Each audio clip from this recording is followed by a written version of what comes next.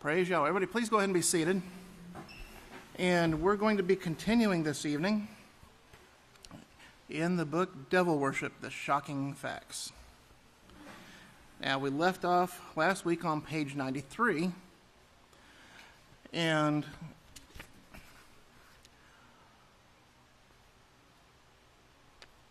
we left off on page 93. And if you remember, one of the things that was being covered specifically here is Leviticus 18:21 through 30, where it says, "Do not give any of your children to be passed through the fire to sacrifice them to Molech." And this is where our studies are continuing in this evening. And well, how, you take a look at what all is involved, where this is mentioned.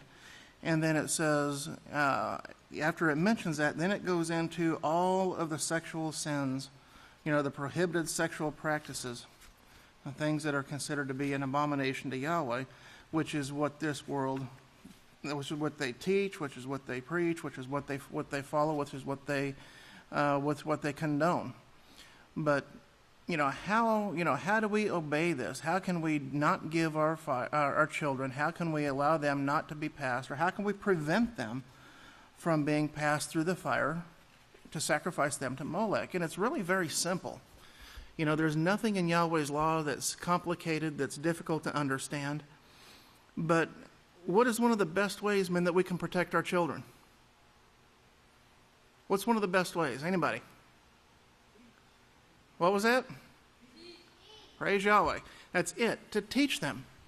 This is one of the best ways and one of the most effective ways that we can protect our children, is to do exactly what's written in Deuteronomy chapter 6 and verse 7, which says that we are to teach our children diligently the law of Yahweh. It's not enough that we teach them, but it says to teach them diligently. And diligently, remember, diligently means characterized by steady, earnest, and energetic effort. Not half-hearted, not when it's convenient for us, but, not when it strikes us, okay, well, I need to do this. And then we just ignore it for a couple of days, 3 days, 4 days, a week, turns into 2 weeks, turns into a month. But it says characterized by steady, by continual, by steady, earnest. In other words, there's a sense of urgency. And there is a sense of urgency when you look at the sin that is in this world. You look at the sad state that this world is in. And energetic effort, yes, it takes a lot of energy, a lot of effort on our part to teach our children. To get that scheduled, to make sure that our children are taught these things. And it does. It takes a lot of effort, a lot of energetic effort. But it does pay off. It does pay off, and it will. Train up a child in the way that they should go. And then when they get old, they will not depart from that. Well, we're seeing that in the world today. The world is training up the children in the way that they want them to go. This evil, beastly system is doing just that. They are training them in the ways of Satan worship. Service to Satan, not in the service to Yahweh. But they are training them diligently in that way. And when they get older, what do? Well, then they teach that to their children, and that continues to be taught from generation to generation. And we've seen that accelerate. We've actually really seen that accelerate since 1934, since our pastor was born, since the Last Days Witness was born. Because if you remember, he said that there were, he's given us the example of the way that people were dressed, the way that they conducted themselves. It was all in a certain way, and it was all in a manner that was guided and directed by the laws of Yahweh. But what has taken place since then? Well, now you have a new teacher out there, and this new teacher is the entertainment industry. It's Hollywood, and I can remember him telling, giving us an example of when, and I don't remember who it was. It was a female actress who appeared on screen or appeared on on TV or the screen, and she was riding a horse, not side saddle as the custom was, but she was riding it like a man. You remember that? Remember when he told us that, gave us that example? And that, what did that do? That sent shock waves. I mean, that sent a shock through the people that saw it. But it started a process. It started a process called desensitization. Let me see if I can pronounce this. To desensitize. Okay? And the whole process of that is, and desensitize, and I'll show you here what it means. Kind of getting ahead of myself here a little bit, but desensitize. It says to extinguish an emotional response. To extinguish an emotional response as of fear, anxiety, or guilt to stimuli which formerly induced it to make emotionally insensitive. Okay? In other words, the first time that somebody saw that individual riding that horse conducting themselves in that way, that sent a shock because it was the first time it was seen. Now, the second time it was seen, what was the reaction? Man, I can't believe she's doing that again. And then the third time, and the fourth time, and the fifth time, and the sixth time, and the repetition over and over and over until it became commonplace. And this is what we see, this is what we've seen, in this progression with the things that are being discussed in this particular chapter. The result of devil worship, the AIDS epidemic. This is what we see with the pushing forth of the illicit sexual relations. Back in that time, married couples, on the big screen or on the little screen, I can remember watching, seeing television shows where a married couple was not even sleeping in the same bed. They had two twin beds. They were not allowed. They were not pictured in the same bed. Well, now what do you have now? Well, now everything goes. Not only are they in the same bed, but they have. I'm not going to go into a whole lot of what they're seeing, but let's just put it this way: that there's nothing left to the so-called imagination any longer. There is nothing there is nothing that goes. There's no holds barred, so to speak. In this change, although it took place over time, but it was just a little bit more. Each time a little bit more. They'd push it a little bit further and a little bit further. And you can see this through the progression through the entertainment industry. In the entertainment industry, you can really see how that has pushed that. When we were watching television, you could see the progression throughout the years, and of how homosexuality, for example, of how before it wasn't even mentioned, but then it became to be acceptable, and then it was pushed more and more and more, and now you're even seeing it pushed on so-called child-safe television, on the Family Channel, on family channels, after-school specials. This is what is being taught to our children if we allow them to watch that. If we allow them to see that, they are becoming and they will become desensitized to that. And now it's becoming, as the generations pass, as each new generation comes up, it becomes more and more commonplace. And this is all, this was all part of this, all part of the grand scheme of things. This is how, this deception, took place. It was the same way with the deception as we're going to see later in the next chapter. I think it's in the next chapter, when we're talking about the pagan practices of the pagan holidays. The pagan practices, they initially were not allowed.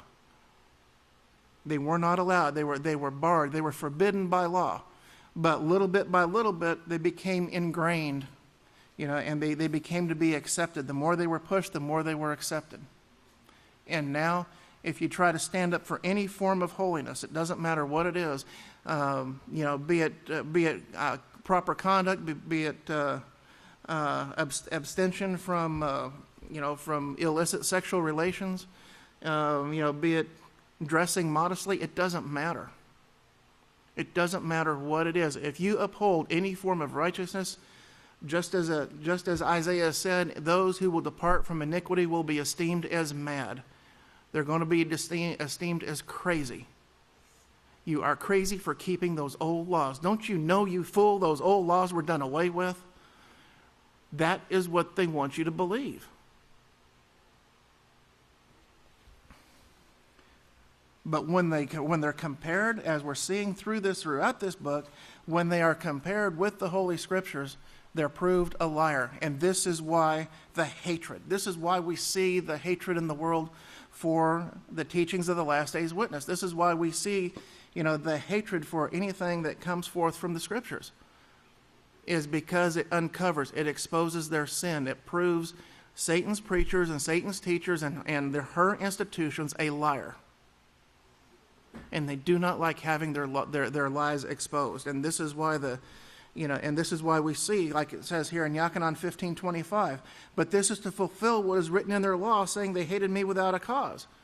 Yahshua did nothing, absolutely nothing, to bring any bitterness or hatred to himself, other than stand for the law of Yahweh. And he exposed the sins of the Pharisees, Sadducees, Essenes, the Herodians, all of them. He stood in his place and he did his job. And this is why he was hated. And if we do that, and when we stand in our place, like Luke 21:17 says, and you will be hated for all men, above all men for my name's sake. If this world hates you, Yachanan 15:18 says, if this world hates you, know that it hated me before it hated you. 2 Timothy 3:12. Yes, and all who live righteously as Yahshua Messiah will suffer persecution. Because if they persecuted him, they're definitely going to persecute us. But when we allow our children, the pastor writes here, he says, ignorantly or not, when anyone allows their children to celebrate a feast which originated in Satan or devil worship, and I'm specifically referring to Halloween, Thanksgiving, Christmas, Roman New Year, Valentine's Day, Easter, May Day, birthday celebrations, all of those things, they are sacrificing by prayer or by the action of celebrating itself that son or that daughter to pagan gods, just as has always been done in either ancient or modern rituals of Satan or demon worship. They're participating in those rituals. And what is one of the main things? What's one of the main things that they do at, during Halloween time or during Thanksgiving or Christmas or New Year's or Easter or birthday celebrations? What's the one thing that they do? What do? They eat. There's food galore. There's all kinds of food there.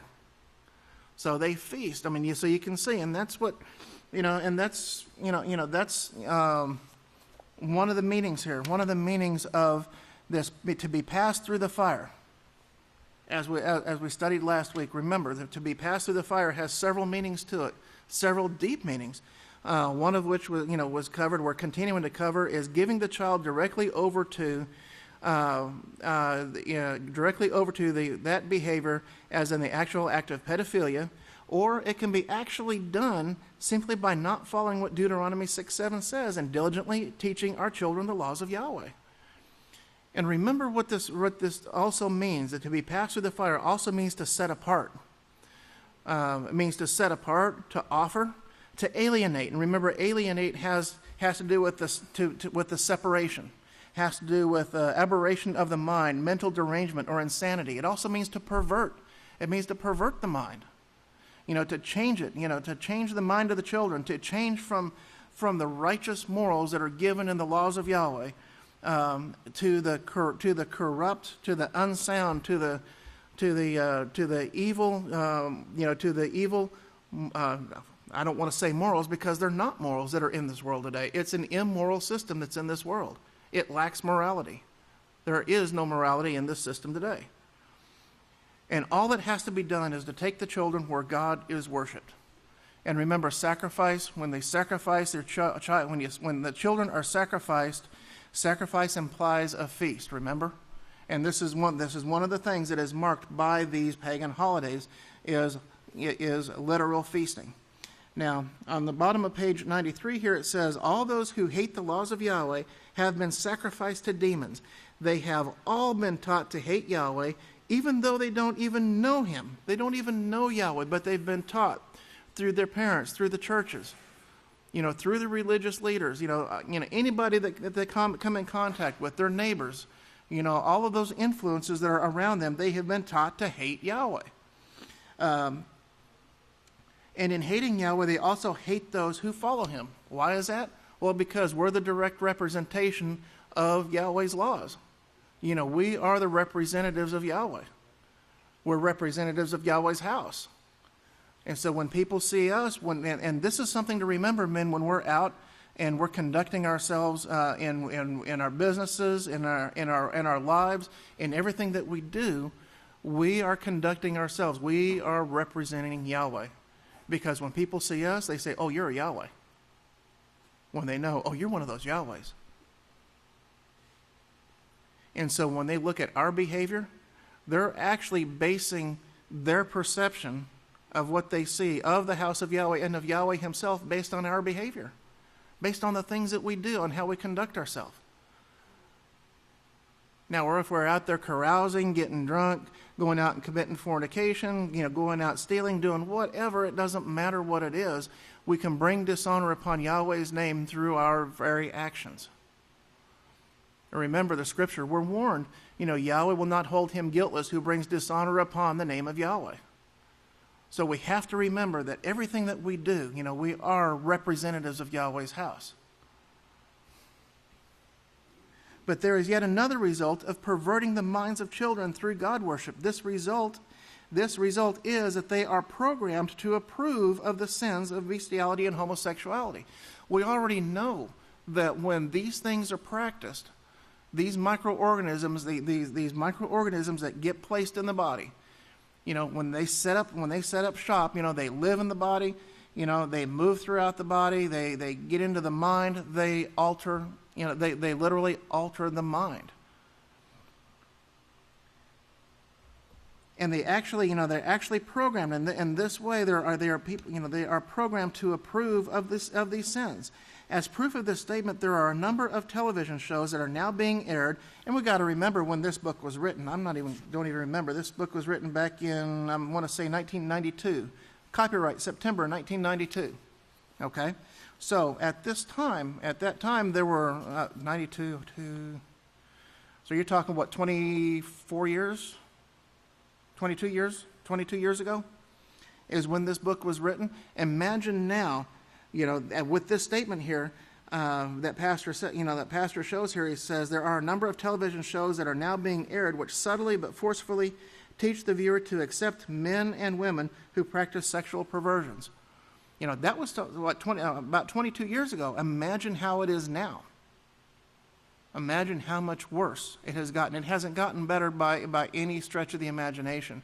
It has gotten much worse, and it has gotten much more accessible. Much more accessible, especially when you're talking about the World Wide Web. You're talking about the internet. You're talking about these things, and man, we have the ability. Yahweh has allowed this technology to come about. And it's being used from his house, with his house. It's being used for a righteous work. It's being used to bring this warning, this last warning, before Yahweh allows the earth to be destroyed, before this final destruction takes place, to warn mankind of what their sin brings. And in doing so, he's also using this technology to also pull out the 2 billion remnant that are going to be, that are remain, that are left to be brought into this work. And how's he doing that? He's doing it through technology. He's doing it through the internet, through the satellite system. He's using Satan's system against her. Is what is taking place. But in these programs here, as programs that are put forth by Hollywood, it is always made to appear that the bad guy is the one who condemns these sins or refuses to accept these persons as friends. Yes, the acceptance of these abominable social customs is now being taught in the world churches and governments, and it is the bad guy who rejects these sins. So you can see how the thought process of man has been so twisted around. as to, where now what was thought of evil now was considered in the eyes of the world to be righteous.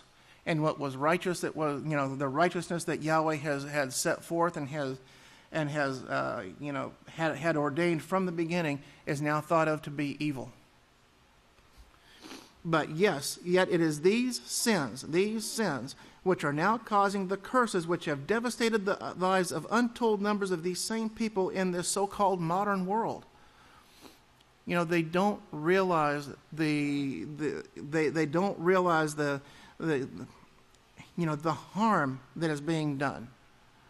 The harm that is being done is never advertised. It's never advertised. It's never shown. The consequences of sin are never shown. But the so-called pleasures of sin are, they abound. But they never show the consequences. Because if people ever really saw the consequences of what their ways brought, they wouldn't be doing it.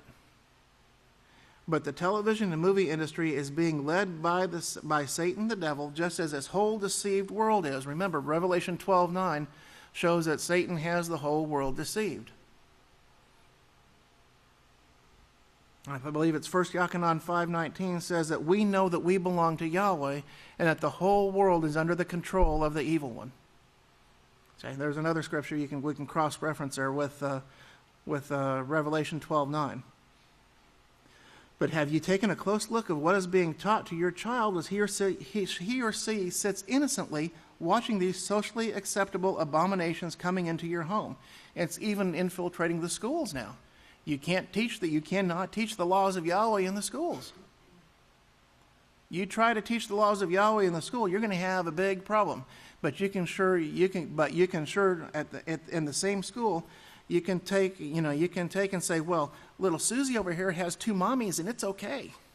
Or she has 2 daddies and it's perfectly acceptable. We can teach that. We have to teach that. You can see the the confusion in the mind. And all of this confusion has been brought about through sin.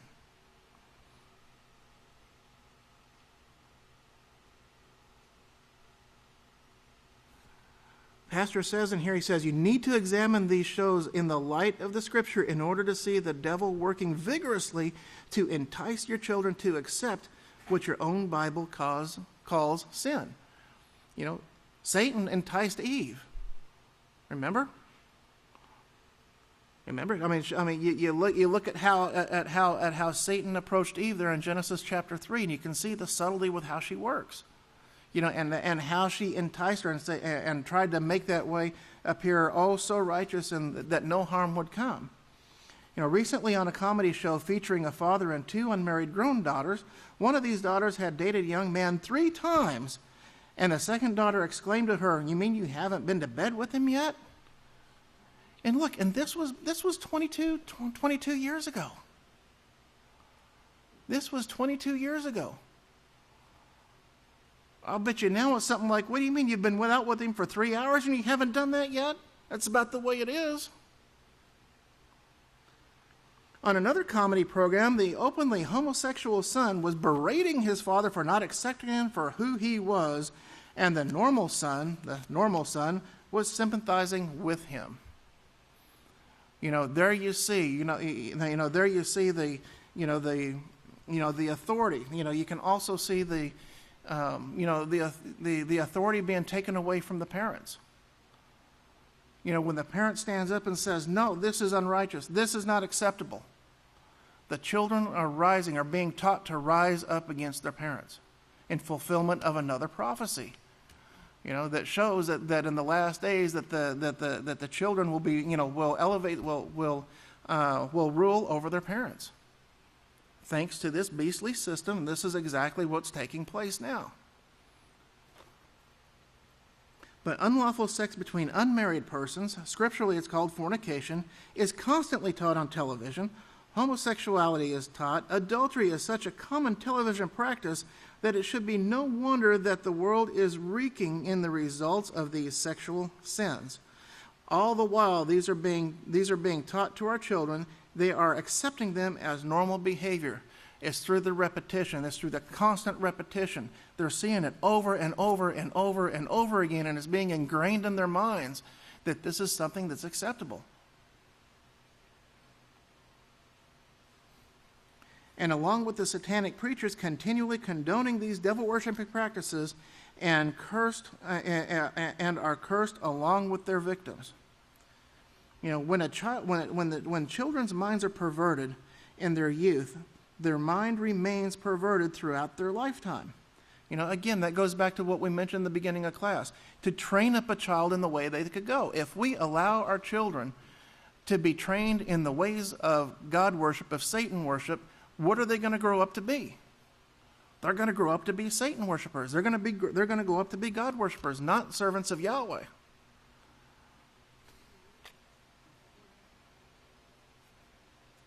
When these adults have children, they in turn pervert their own children, producing a never-ending cycle of Satan worship or of devil worship.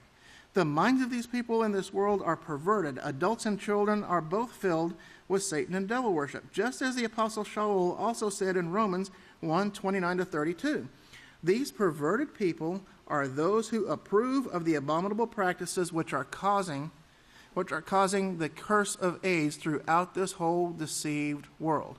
Now, I know this word perverted has really been thrown around over here, so I want to show you here what this definition of perverted means. Okay? Perverted.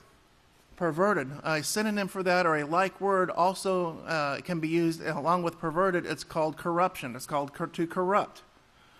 Now, to corrupt, what does it mean to corrupt?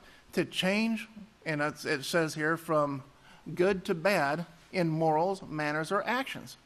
So it's changing the morals. To change from righteous morals to bad morals. Well, there's no such thing as a bad moral.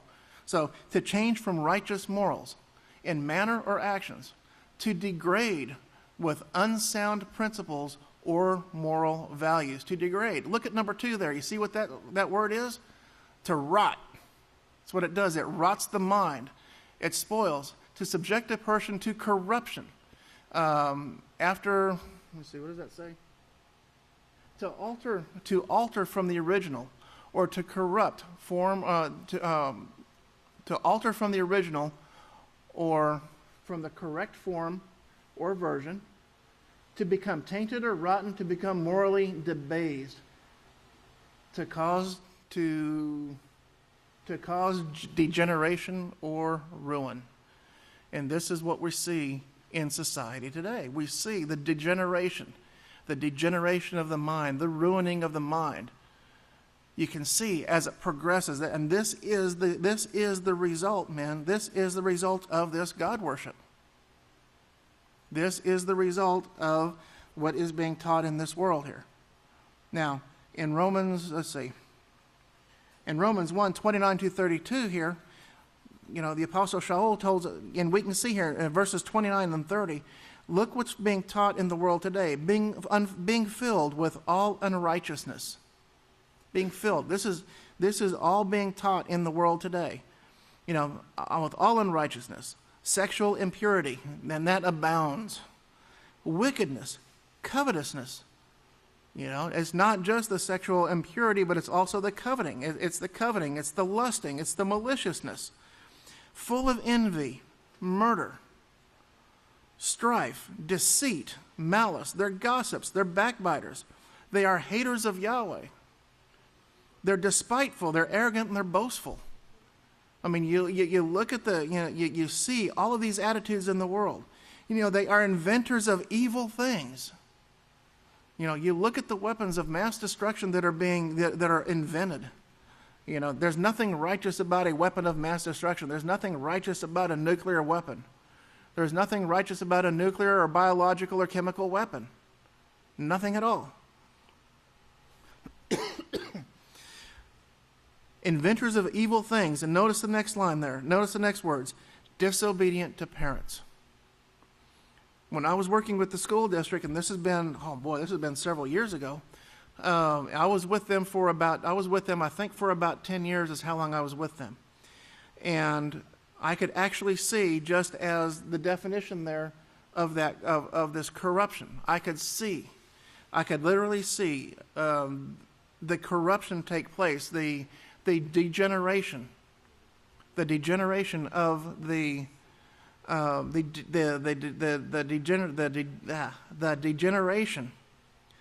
of the respect that the people had for themselves, that the students had for themselves, the contempt that they showed for their parents, the way that they treated their parents, the way that they treated any form of authority. You could see it. It degenerated right in front of your eyes. You could see it from year to year to year, and it kept getting worse and worse and worse and worse. And I was only there for 8, 9, 10 years. I can imagine what it is like now. Because, again, righteousness is not being taught except where the Peaceful Solution Character Education Program is being accepted and is being incorporated into the curriculum. But that's what it's going to take, and it's not going to be something that's going to take place overnight. This is something that is going to take place. It's going to take time to overcome. It's going to take time to turn this around. It takes a very long time to, it takes a very, very long time to build righteous character up. When you see pictures in New York, when you take pictures, look at pictures of a big city. And in the big cities, you see these huge skyscrapers. How long do you think it takes to put one of those skyscrapers up? Months. In some cases, years. It takes so long because they have to build the foundation. They have to make sure the foundation is secure. They have to make sure it's stable. They have to make sure it's built with the right material. And then layer upon layer, floor upon floor, slowly they start building. They start putting that building up. It's the same thing, men, we're trying to do with our character. We have to have the firm foundation first, and then as we practice it, the more we practice our righteous character, the more we practice righteous character, the more it builds. It continues to build. Now, everybody here has seen the films at one time, or the footage at one time, of what took place with the Twin Towers there at 9/11, right? Everybody's seen that? Praise Yahweh. Everybody, you remember after the planes hit, of course, the building sat there for a little bit. Once the building started to come down, how long did it take for that building to come down? About 5 seconds.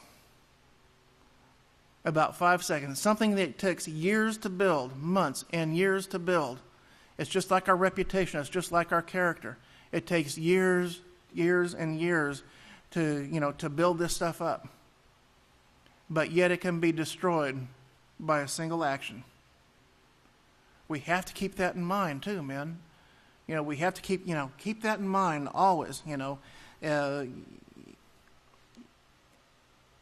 have to always keep that in mind. I mean, it doesn't take long for that to come tumbling down. But these people, they're without understanding, and they're covenant breakers. And they're without natural affection. They're implacable. They're truce breakers, and they are unmerciful. There is no mercy in this world. Absolutely none. Who, knowing the righteous judgment of Yahweh, that those who practice such things deserve death, not only continue to do these very things, but they also approve those who practice them. The religious institutions which cater to sexual perversions of perverts, to homosexuals, to lesbians, to child molesters, to those who approve of the evil that they do, they're not new. They've been in existence. They have existed, since the beginning of mankind. As long as Satan has been around to tempt men and women into committing these sins, Satan will appear in the most convincing form when necessary. Convincing the deceived to worship her. And they will tell them that which they want to hear, that their perversions are acceptable. We're going to see down here in 1 Timothy 4:1.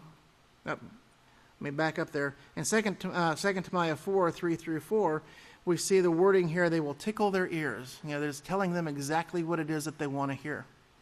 They don't want to be told. They don't want to be corrected. They have no interest in correcting themselves or in bettering themselves. They want to be told that they're okay. that there's absolutely nothing wrong with what they're doing. In 1 Corinthians 11, 13 through 15, we see here it says, "For such are false apostles and deceitful workers, transforming themselves into the apostles of Messiah. And no marvel, for Satan herself is transformed into an angel of light. Therefore it is no great thing if her ministers are also transformed as the ministers of righteousness, whose end will be according to their works." You notice how that word transformed, they've got that word transformed there that's in quotes. I looked up the word transformed, and it means, and this is really very interesting here. The word transformed, it means to change the outward form or appearance. That's what it means. There's not a change on the inside. There's nothing internally that's changed, but it's a change. It's a change on the outside, to change the outward form or appearance. To change the personality or the character of. Where have we heard about character and personality before? And the differences. Right there. So I'm going to actually go here out of this book, The Building Moral Excellence. The Building Moral Excellence book on page 6. And it has a very, very clear and concise definition here for us about character and personality. What's the difference? It says character is the combination of morals and beliefs that dictates how we treat others, our environment, and ourselves. It is the basis on which our every thought, action, and decision is derived, and it is the means by which we distinguish between right and wrong. That is what character is. So when Satan transforms herself into an angel of light, or her ministers transform themselves into ministers of righteousness, are they transforming their character? Are they changing their character to teach the laws of Yahweh? No. What are they doing?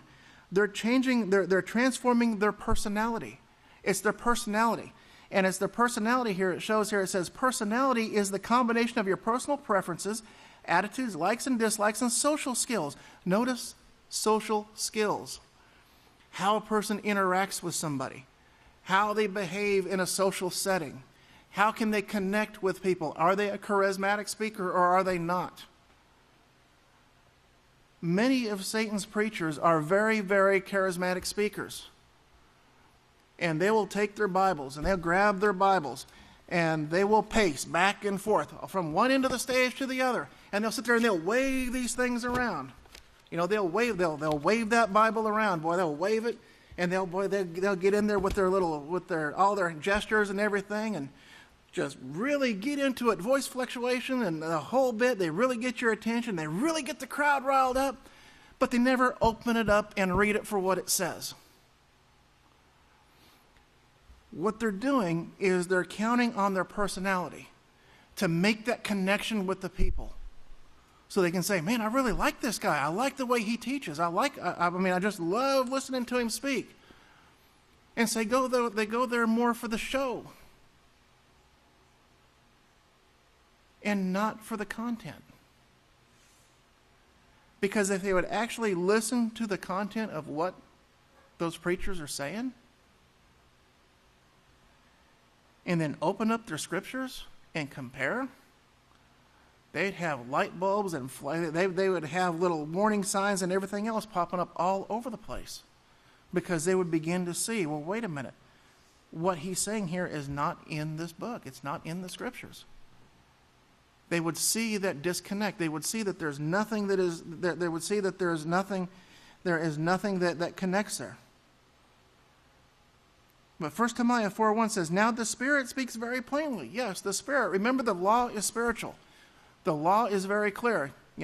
Believe all the things that are written in the law and the prophets. That in the latter time, some will depart from the faith, giving heed to seducing spirits and to the doctrine of demons. Well, we're getting a better understanding of what these doctrines of demons are. The doctrine of demons is nothing more than disobedience to Yahweh. That's all it is. In a nutshell, that is in its simplest form. The doctrine of demons is the teaching, is the following of God worship, which is simply disobedience to Yahweh. That's all it is. 2 Timothy 4:3-4, for the time will come when they will not endure sound doctrine. Oh no, they get upset when they're told that their behavior, they're committing adultery and fornication or the homosexuality, those things. Oh boy, they don't want to be told that. They will not endure this sound doctrine, even when it's shown to them in black and white. They have been so ingrained and so deceived, it's been pushed over and over and over, and they have been desensitized to that fact, the fact. You know, that desensitization has taken place. Well, I'm going to try to avoid that word the rest of the night. But they have been desensitized to it so much, and it has been so ingrained that the laws of Yahweh are done away with. So in reality, you know what they're being taught? You can do whatever you want to. It doesn't matter. You don't have any consequences. You mean I can do whatever I want to? Yeah. You're going to be accepted just as you are. Oh boy, well that perks their ears up because they love that. I don't have to do anything. I can do whatever I want. Sure. And I'll be saved anyway? Oh yeah. Well, yeah, their ears, they have been turned to these fables, for after their own lust, they will heap to themselves teachers who will tickle their ears, telling them what they want to hear. Who wouldn't want to hear that they could do anything they wanted to? To the carnal mind, that's very appealing. That's very appealing to the carnal mind. And they will turn their ears from the truth. They will turn away their ears from the truth. It's exactly what they're doing. You know, they're being presented with lies and they're being presented with the truth. Well, the lie is so much easier to believe in. You know, they don't have to do anything. And they're believing what these lying preachers, what Satan's preachers are telling them, that they will have eternal life and it doesn't matter what they do. They're trying to get something for nothing. And it's not supported. It is not supported. Their way, Satan's way, is not supported in the Scriptures. Remember, the Scriptures are like our insurance policy. It is our written insurance policy. But these people, they will turn their ears away from the truth, from Yahweh's law, statutes, and judgments, and when they will turn to fables. Because, of course, again, there's no consequences for their action. That's perceived. The perception is that they have no consequences for their actions. Yes, the gay churches are not an all-new ministry or outreach to these individuals, but the most abominable teaching of these religious institutions is that they are told that their Lord condones their sexual perversions, including that of sexual and spiritual abuse of children. This is truly one of the most disgusting facts of devil worship or Satan worship that exists in the world today. Now, the prophets of Yahweh, they were against this demon worship. They stood up against it. That's why they were persecuted. That's why they were hated. That's why the apostles were hated. That's why Yeshua was hated. That's why this house and anyone a part of this house is hated. That's why pastor is hated. It's because he stands for the laws of Yahweh. He stands for righteousness, as do we all. But it seems as though almost everyone has the mistaken idea that the Apostle Shaul or Paul arose on the historical scene just to do away with all of Yahweh's laws. That was his sole purpose. That's what he came to do away with the laws. The laws which if a man will practice them, he will live, just as the Scriptures themselves say. But the Apostle Shaul studied at the feet of Gamaliel, a great Hebrew sage, as you may read for yourself in Acts 22:3. And because Shaul was privileged to stand under one of the leading Hebrew teachers of the law in his day, he was also privileged to be taught the prophecies of Yahweh. Yes, Shaul read from Yahweh's prophets of old, just as he also read from the Torah and the other writings. And this is also where Shaul received his understanding from Yahweh to denounce demon worship for what it actually is. You know, the answers are in the Holy Scriptures. They are there. And praise Yahweh, we have a teacher to show us those things. Shaul was not ignorant of this God worship, just as he says in 1 Corinthians 10:20, he did not want us to have fellowship with demons. And the only way we can cease from having fellowship with demons is to turn to Yahweh with all our hearts, minds, and being, and live by Yahweh's every word, and getting away from all forms of God worship, no matter how innocent any custom might seem. These men who originally spread the AIDS virus from monkeys to human could have been going to church each Sunday morning. They could have been. And then these same men had sexual relations with other men, successfully starting the process of spreading the AIDS virus throughout the whole world, because no other men in this perverted world dared to defy their depraved activities, because nobody else would stand up for righteousness and tell them they were wrong. Anybody that did so was severely persecuted, as we've read in the last few prophetic word magazines and the last few newsletters. It shows there the extent of the persecutions. The lost faith of the apostles and prophets covers those persecutions in great detail. And as a result, hold on back here. It says, all of these perverted people heard their preacher proclaiming that Yahweh's laws are done away with or nailed to a cross. As a result of these lies being spread by these false prophets, these lying preachers, these same men would naturally think that there was nothing wrong with their perverted sexual abominations. As a result of these sins, as with so many other sins, we have thousands upon thousands of people infected with the virus of an unclean animal. Now, this next portion here on page 97 here, protection from the results of Satan worship. As we have proven beyond any shadow of doubt, bestiality, homosexuality, and the perverting of the people in this world, sexual and spiritual, adults and children, is Satan worship or devil worship. Okay, scripturally, that's what it is. You're not going to get away from it. There's no loophole. There's no loophole in Yahweh's law. There's no way that can be twisted around when you look at it, when you examine the scriptures for what they say. This is exactly what it is. Those that practice these things, the disobedience to the law of Yahweh is nothing more than devil worship. We have also proven that these sexual and spiritual sins are the cause of the curse of AIDS that is rampant in this whole deceived world. Yes, not just AIDS, but many other sexually transmitted diseases as well.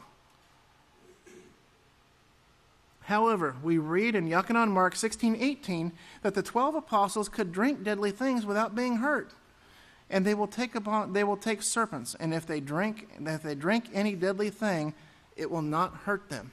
And if you think about these things, if you think about, let's go one more thing here. Let's look at. And then the apostle Shaul was not hurt, even though being bitten by a deadly viper, as is recorded in Acts 28:3 and 5.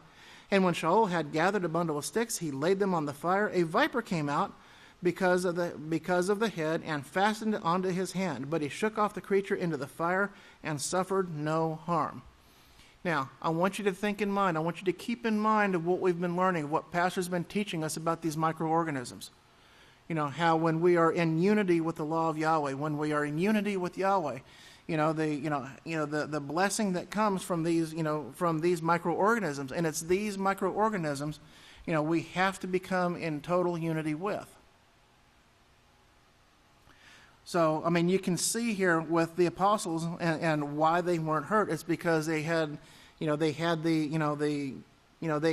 microorganisms that were in their bodies, the part of their immune system. It wasn't destroyed, it wasn't run down, and it was actually able to really fight against, the poisons and stuff that were going through these men's systems, when they got bit. So, in order to have Yahweh's protection, all these men had to have practiced and taught the laws of Yahweh. It was this simple in the days of the apostles, and it is just this simple today. Okay? In order to abide under the shadow of protection, we have to be in unity with Yahweh. We have to serve Yahweh. We cannot, you can't, as the Apostle Shaul said, you can't partake of the table of demons and the table of Yahweh. There's no riding the fence. He tells us very clearly, you belong to whom you obey. whether of Yahweh, whether of righteousness, which leads to life, or of sin, which leads to death. Okay, there's no middle ground. There's no middle ground there. Yahshua Messiah, when showing what would befall mankind in the last days, described these last days in Matthew 24, 21 to 22 as being a time when mankind could destroy all life from planet Earth. We are now in this time. Never before has mankind had the capability of destroying all life. Technology to do this has only been developed in these last days. Again, that technology, is being covered in this issue, the current issue of the Prophetic Word magazine. The word pestilence, I'll say, nope, I keep getting ahead of myself.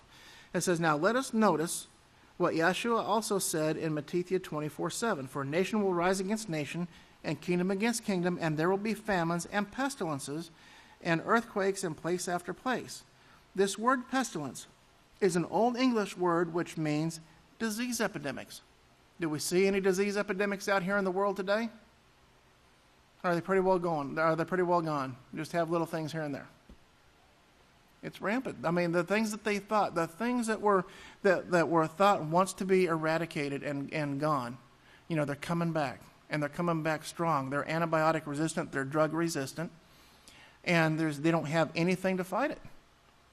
And I can't remember if it's either syphilis or gonorrhea. One of the two is now drug resistant. They don't have anything to fight against it. And if there's nothing to slow it down or nothing that can fight against it, what's it going to do? It's like a fire. I mean, you start a fire, and if you don't check the fire, if you don't watch it, if you don't control it, it's going to get out of hand and it's going to spread very rapidly. Well, that's what these disease epidemics are going to do.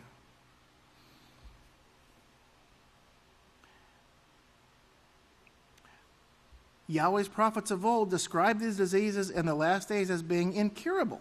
Incurable. In Jeremiah 46:11, we find, go up to Gilead and take balm, O virgin, the daughter in Egypt. In vain you will use many medicines, but you will not be cured. Okay, you see the prophet, he's telling us here, you will, in vain you're going to use these many medicines, but you're not going to be cured. At this time, there is speculation that there will never be a cure for AIDS. And I point out these things to you to show you that we are definitely in the time of the prophets proclaimed, the last days. You remember a few years ago that there was a child who was born. I think it was in Mississippi. There was a child that was born.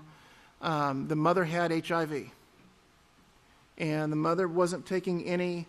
The mother wasn't taking any treatment or anything. So when the child was born, they started this young child, this infant, on a regimen of these anti-AIDS drugs. I don't remember what they called it, what they referred to it as.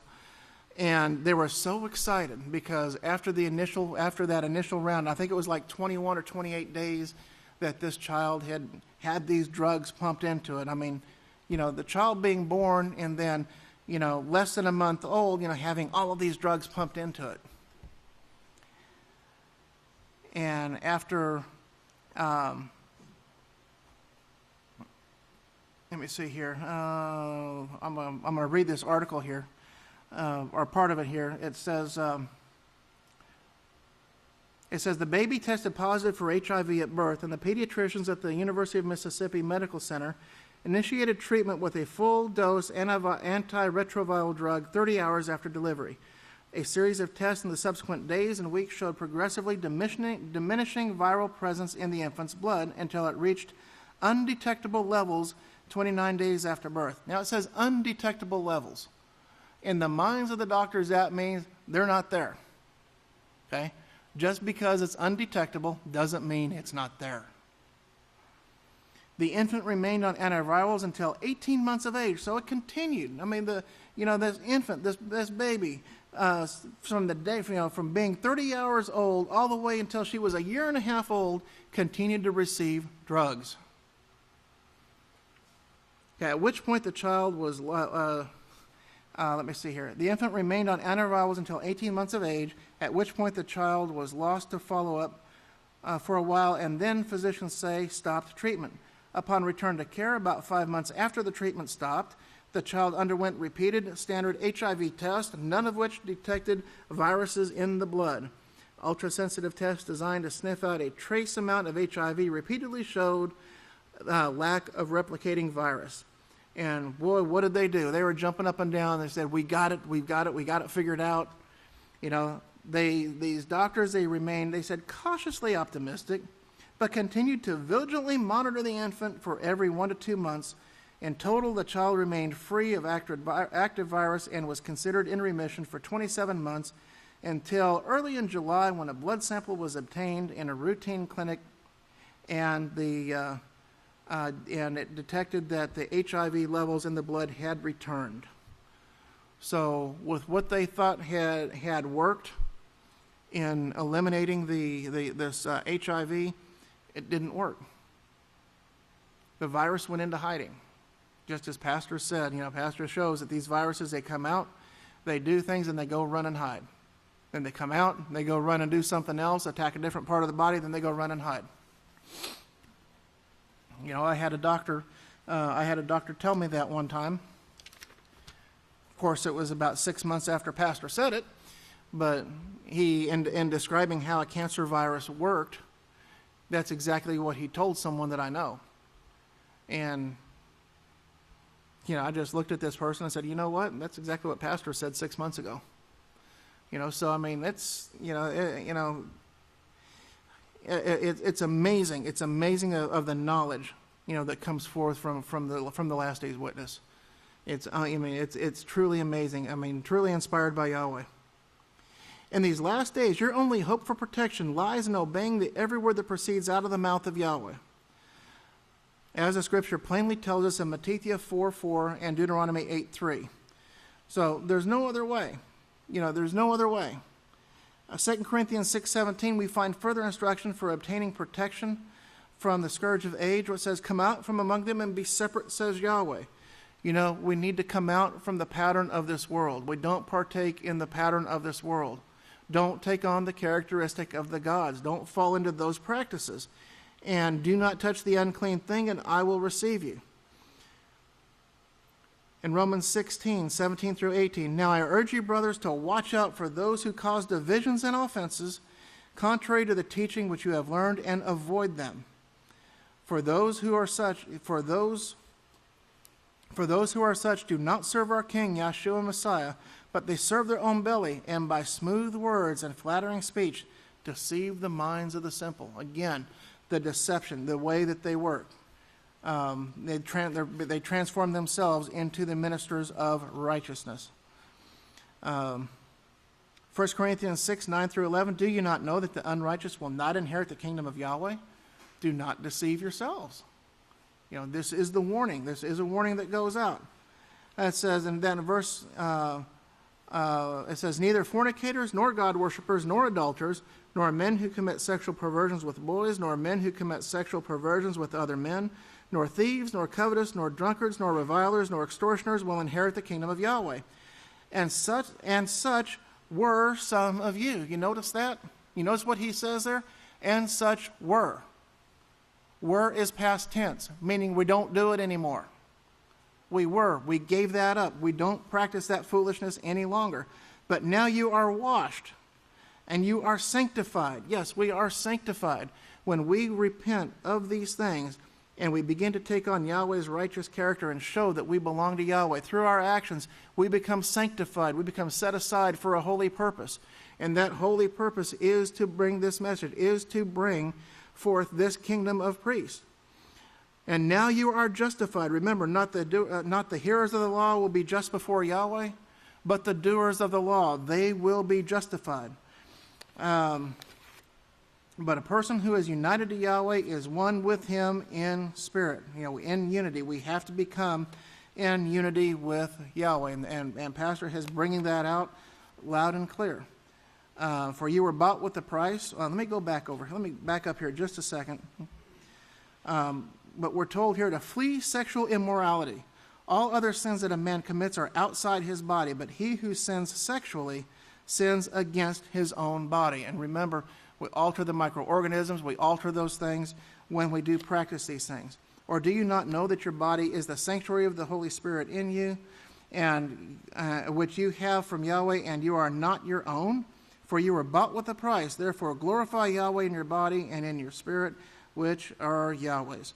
And lastly here, we're told to put to death these evil passions, and, put to death these evil passions, the fornication, uncleanness, passions, unholy desires, and all greed, which are idolatry. And it is on the account of these things that the judgment of Yahweh is coming upon the children of disobedience. Well, we're not practicing these things. We are not practicing to be the children of disobedience. We are children of obedience. Okay? We are the children of Yahweh, and we practice that. We're striving to take on that perfect righteous character so that we can stand in our place and be a part of this great work forever.